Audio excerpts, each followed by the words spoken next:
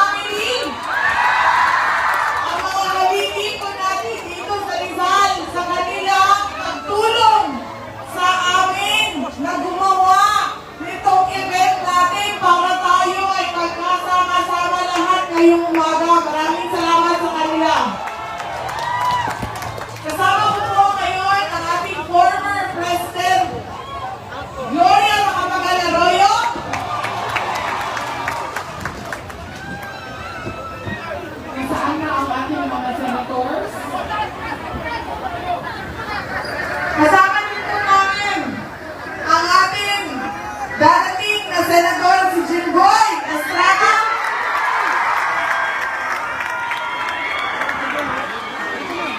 At kasama din namin kanina ang ating action man sa Senado, si Senator Harry Roque. Magbibigay lang po ako. Unang po ang aking pagpapasalamat sa oras ninyo. Alam ko po, busy kayo, maraming ginagawa, pero ibinigay po ninyo ang inyong oras at ibinigay niyo ang pagkakataon sa amin ngayong umaga na makasama kayo at makapagbigay ng mensahe para sa inyong lahat. Maraming salamat po sa inyo. Magbibigay po ako ng konting explanation po kung bakit po ako nakatayo sa harap ninyo na kandidato bilang Vice President ng ating bansa. Una pong problema ko dumating noong October 8 dahil po akala ko titigil na po yung panawagan na Ransararan kung hindi po ako tumakbong Pangulo. Nagkamali po ako. Dahil tumuloy-tuloy ang mga Ransararan na panawagan sa akin. Sinabi nila sa akin, Inday Sara, iniwanan mo kami, pinaliguran mo kami, hindi kami nakakain, hindi namin alam kung anong gagawin namin dahil gusto namin ikaw. Merong mga lumapit sa akin, sabi nila, Inday Sara, sabi mo, tatakbo ang tatay mo na Vice President. Hindi siya tumakbo. Pwede ba ikaw ang tumakbong Vice President? Dahil sabi nila, ang gusto namin, Duterte. Ang gusto ng mga tao, Duterte. Nakita ko yun na pamamaraan ng Diyos na sinabihan na ako ng pangalawang beses na huwag mo talikuran ang mga tao. Nakita ko yun na halfway para sa mga tao na ibigay ang kagustuhan nila na tumakbo ako sa isang national na posisyon. Hindi po naging mahirap sa akin ang pagdidesisyon na tumakbong Vice President. Dahil po ang turo sa atin, sa amin, magpipinsan sa aming mga apo, ng aming lolo at lola na laging namumuna sa buhay natin ang pagpapakumbaba. Parati po sa buhay natin, nakuuna po ang sarili natin, ang desisyon natin. Lagi po sa buhay natin, nauuna ang kung ano yung gusto natin. Pero minsan,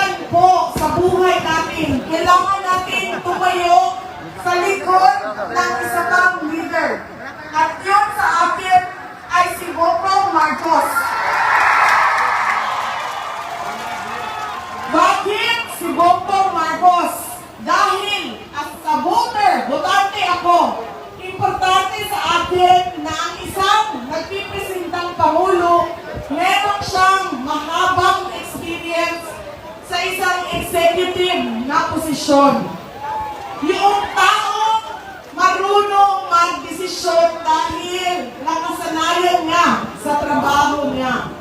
Yung ating mga governors, mayors, mga barangay captains natin, mga konsyal, vice mayor, yung mga nanay at tatay natin sa loob ng ating bahay, sanay sila sa problema.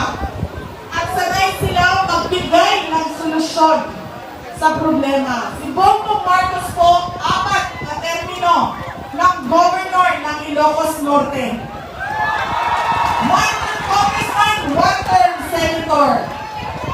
Yun po ang kailangan ng ating bansa. Bakit po sinasabi namin unity? Bongbong Sara. Ano po yung chant natin? Bongbong Sara. Bongbong Sara.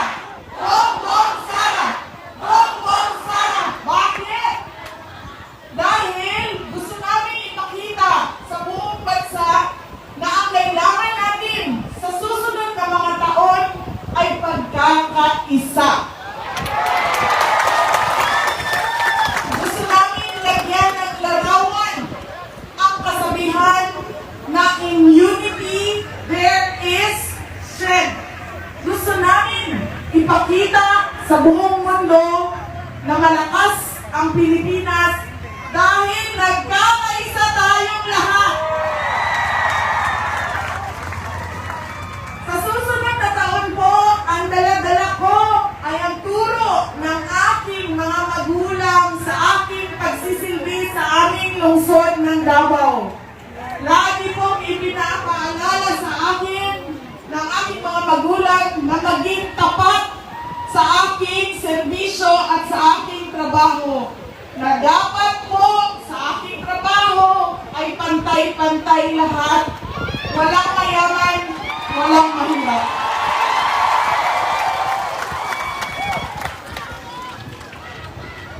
Ang aking pong tibay ng puso, ang dala-dala ko sa susunod na taon na paniguraduhin na sa aking trabaho, mapayapa at masagana ang buhay ng bawat Pilipino. Kanina po, binuksan ko ng maraming pasalamat ang aking talumpati. Kalimutan niyo na po lahat ng naisabi ko. Huwag niyo lang po kalimutan na tumayo po ako ngayong harap, ngayong umaga sa harap ninyo, na ako po ay nanghiram ng microphone ninyo at nagpapasalamat sa inyong lahat. Sasalahan ko po ng pasasalamat si Pangulong Duterte po. Sabi niya, nasa puso niya ang pasasalamat noong 2016, nung nakita niyo na siya na ang Pangulo ng ating bansa, ibinigay kaagad ninyo ang inyong puso at ang inyong suporta sa administration ni President Duterte. Noong 2019 po, tinulungan niyo siya sa kanyang mga senators na nagsabing tutulong sa administration niya. Sa susunod na taon po, pagkatapos na ang kanyang termino at sinasabi niya, ipaabot sa inyong lahat na nasa puso niya ang pagpapasalamat sa bawat Pilipino. Ang aming pamilya po, ang pamilya Duterte, ay malaki ang utang na loob sa bawat isa sa inyo. Dahil sa pagmamahal at suporta na ibinibigay ninyo sa pamilya namin. Hindi po namin mababayaran yan pa isa-isa sa inyo, pero ang bayad po ng pamilya namin sa inyo ay ang tibay ng puso ko na maging matapat sa aking trabaho. Ulitin ko po, daghang salamat, maraming salamat, syukran. Maraming salamat, Vice President Inay Sara Duterte! Bongbong Sara! Bongbong Sara! Bongbong Sara! Bongbong Sara! At ngayon naman po, para ipakilala sa atin ang susunod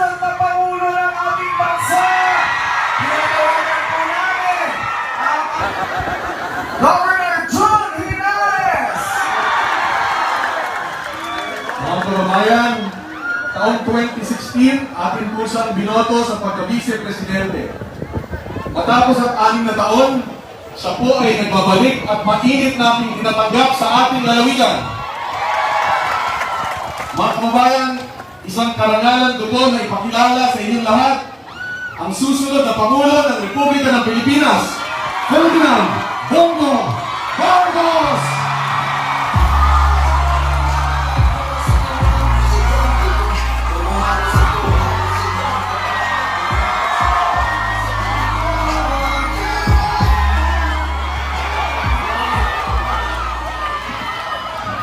Maraming salamat sa ating kaibigan, Jun Inares, sa kanyang pagpakilala at paalala sa inyong suporta na ibinigay sa akin noong nakaraang halalan ng 2016. Maraming salamat po muli.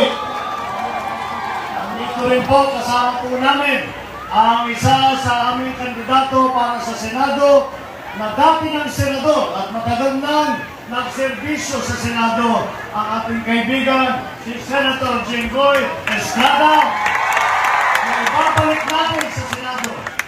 At higit po sa lahat, kasama ko po ang aking running mate, ang aking partner, ang aking hinahangaan, ang ating Vice President Mayor Inday Sara Duterte.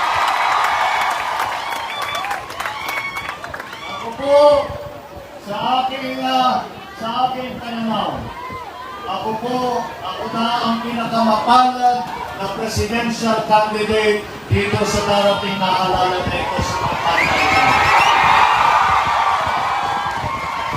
Mapalad po ako dahil ang naging running mate ko ay ang pinakamagaling, pinakamabait, pinakamahusay, at higit sa lahat may panindigan na Vice Presidential candidate si Mayor Inday Sara Duterte. Sabi po ay nag-ikot, nagkaraman po kami ng konti at na hanggat umabot kami po rito, kaya kailangan na sabi sa akin, tinitignan ko yung kalendaryo ko, December na, malapit ng Pasko. Dapat lumalamig na ang panahon.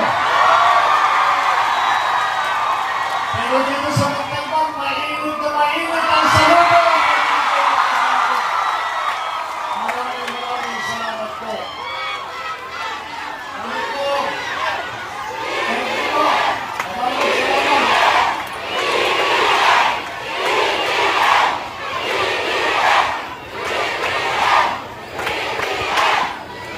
Maraming salamat. Maraming salamat. Hindi po kahit maubos na po ang boses kong pagsasalamat sa inyo ay kulang pa ang pasalamat ko sa inyo sa inyong napakahirap na sa mundo.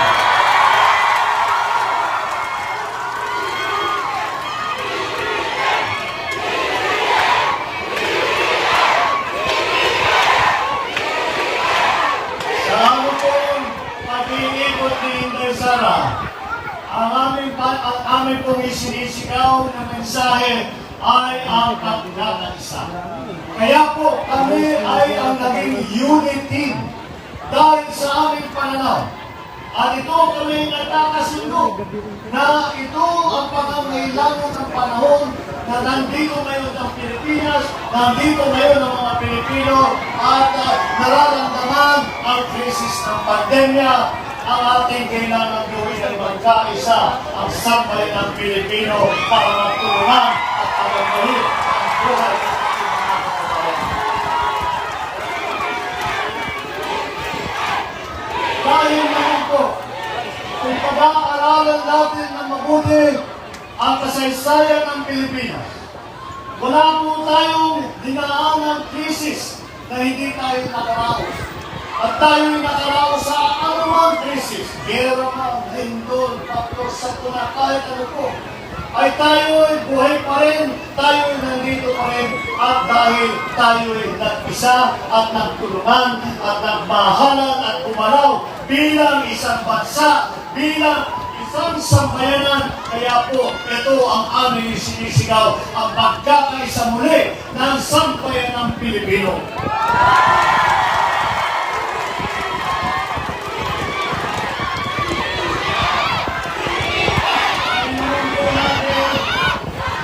Alam naman po natin na ang isang tao, kahit gaano kagaling, kahit gaano kasipag, kahit hindi na natutulog, hindi na kumakain, nagtatrabaho ng kaunti lang ang magagawa.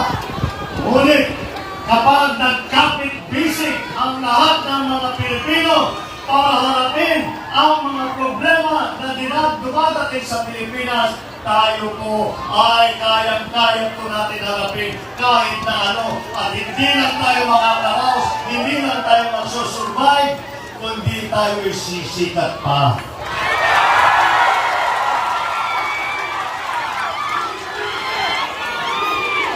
Kaya, alam niyo po, ang aming karanasan sa nakaraang ilang linggo, na aming pag-isinisigaw namin itong mensahe ng pagkakaisa, madali naman po tanggapin ng mga Pilipino. Dahil nasa ugali naman ng Pilipino ang maging matulungin. Nasa ugali naman ng Pilipino ang mapagmahal.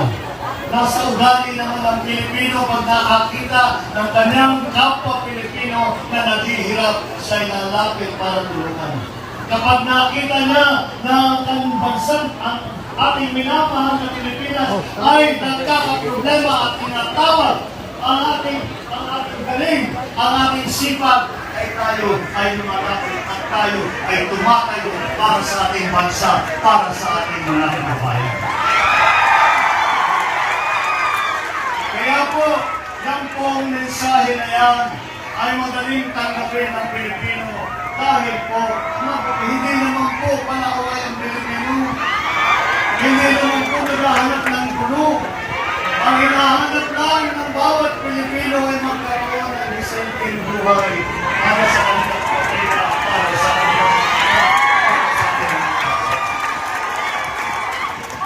kaya naman po namin ipinaglalaban itong ating sinimulan ngayon na kilusan ng pagkakaisa.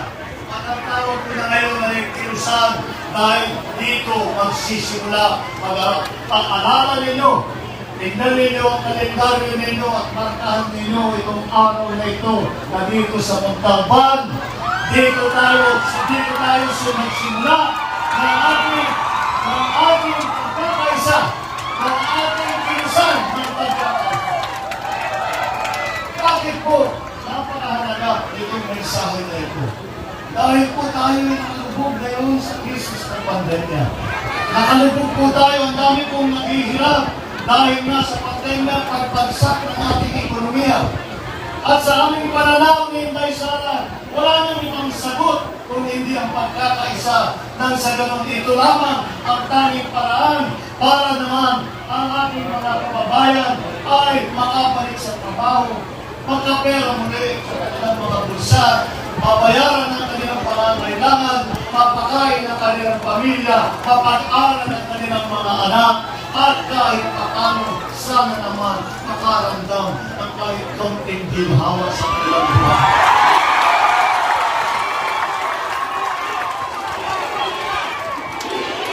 At dito sa pagkakaisa nito, dito sa pinaglalaban natin pagkakaisa, dito po ay sana magbigyan, bukod pa sa lahat, bigyan natin ng pag-asa ang ating mga kababayan na meron na magkakaroon ng mas maniwala na kinabukasan kaysa sa pinagdaanan natin sa nakaraang 2 taon. Kaya po namin ipinaglalaban ito, kaya po namin isinasabuhay itong ating kilusan ng pagkakaisa.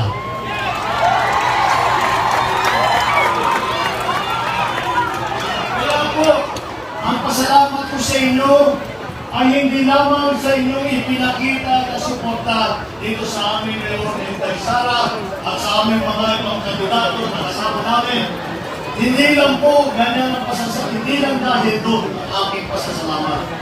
Ang pasasalamat ko po ay umaabot din dahil ipinapakita ninyo sa inyong suporta sa aming mensahe ng pagkakaisa, ang pagmamahal ninyo sa kapwa Pilipino, ang pagmamahal ninyo sa bansang Pilipinas. Kaya po, ipagpatuloy po natin itong nasimulan natin ngayong araw na ito. Itong kilusang na pagkakaisa. Dahil po, ito, pagkatuloy-tuloy po natin, huwag po natin pipigilan ang ating trabaho, ang ating pagsigaw, ang ating paglaban dito sa ating mensahe, dito sa ating layunin ng pagkakaisa. At kung ipagpatuloy natin ang ating mga ginagawang sakripisyo at ipagpatuloy natin na ipaglaban ang pagkakaisa, darating din ang araw na ipagmamalaki naman natin na sumikat na naman ang Pilipinas at hakalat tayo sa buong mundo. At sasabihin tuloy natin, ako ay Pilipino at mundo kahit kanino. Yan po ang ating hangarin. Yan po ang ating gagawin hanggat tayo ay umabot sa ating tagumpay. At ang tagumpay na aking pinag-usapan ay hindi lamang ang tagumpay ng halalan sa darating na taon. Ang aking pinag-uusapan ay ang tunay na tagumpay ng pagkakaisa ng ating sambayanang Pilipino. Kaya po, nagpapasalamat kami ni Taysara sa inyong suporta para sa ating mga pinaglalaban. Ipagpatuloy natin ang ating simulan dito sa araw na ito. At asahan po ninyo kapag tayo ay masitasit at matakas ang boses at maglaban ng gusto, tayo po sama-sama tayong babangon. Maraming